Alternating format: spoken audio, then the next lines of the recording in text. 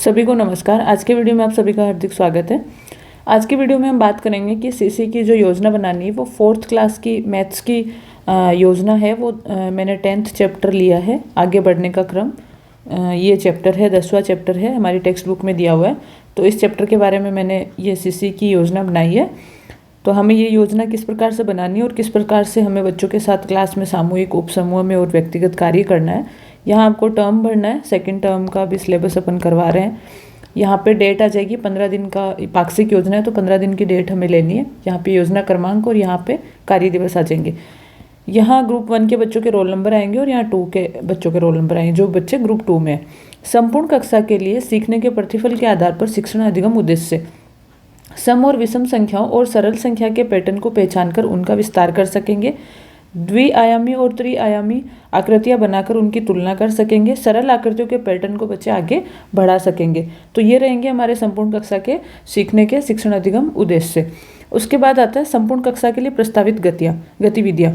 सामूहिक कार्य में विद्यार्थियों को पैटर्न का अर्थ विभिन्न उदाहरणों से हम बताएंगे। गुणा के पैटर्न के आधार पर सम और विषम संख्याओं का पैटर्न बताएंगे।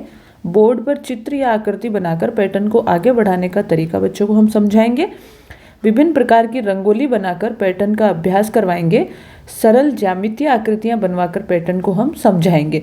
ये चैप्टर पूरा पैटर्न से संबंधित है लगभग। तो हमें पैटर्न की पहचान इन तरीकों से बच्चों को करवानी है, जिसमें हम गुणा का पैटर्न बता सकते हैं, सम और विषम संख्याओं के आधार पे चित्र और आकृति का पैटर्न हम उनको समझा सकते हैं, रंगोली पैटर्न बना सकते हैं और सरल ज्यामितीय आकृतियाँ जैसे त्रिभुज बना दिया, उसके बाद व्रत बनाया, फिर त्रिभुज बनाया, फिर व्रत, फिर आगे क्या होगा, या इसमें 2 त्रिभुज बना दिया, 1 व्रत बना दिया। ये सब चीज़ें हम बच्चों के साथ सामूहिक कार्य में ये काम करेंगे।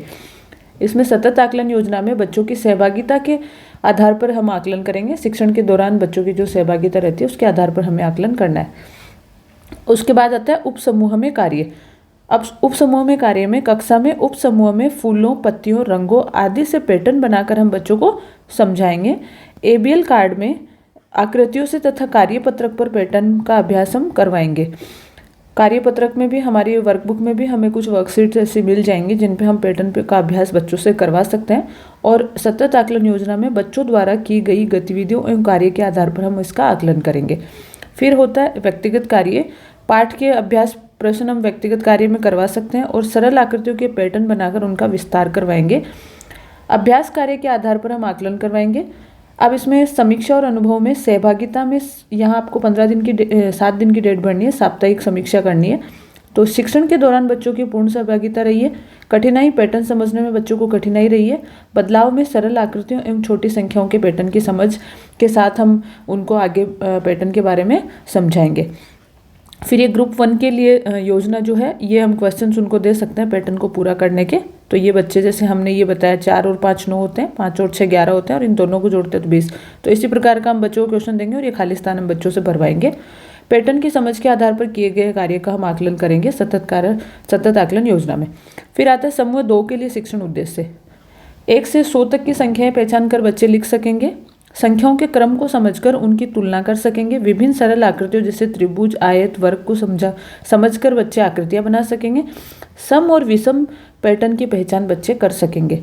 समूह 2 के लिए आवश्यकता अनुसार शिक्षण योजना। सामूहिक, उपसमूह और व्यक्तिगत कार्य हमें समूह 2 के लिए कैसे करना है। सामूहिक कार्य में हम चित्र बनाकर बच्चों से संख्या लिखवाएंगे। बोर्ड पे हम चित्र बना सकते हैं, बच्चे भी इसको अपनी कॉपी में बनाए और इनको गिनकर बच्चे संख्या इनकी लिखेंगे।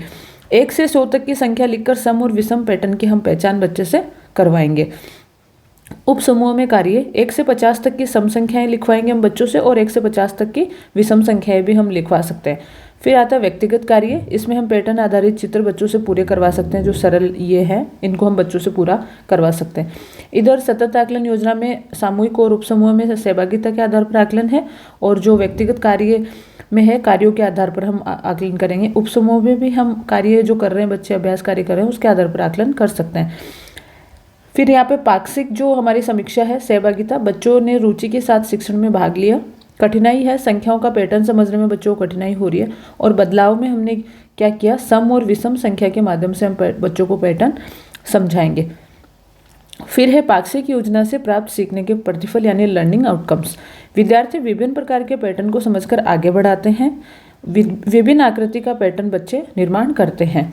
तो तो ये चैप्टर हमारा पैटर्न से संबंधित है, तो हमें इस प्रकार से कुछ ये पैटर्न पे बच्चों को समझाने का कार्य करना है।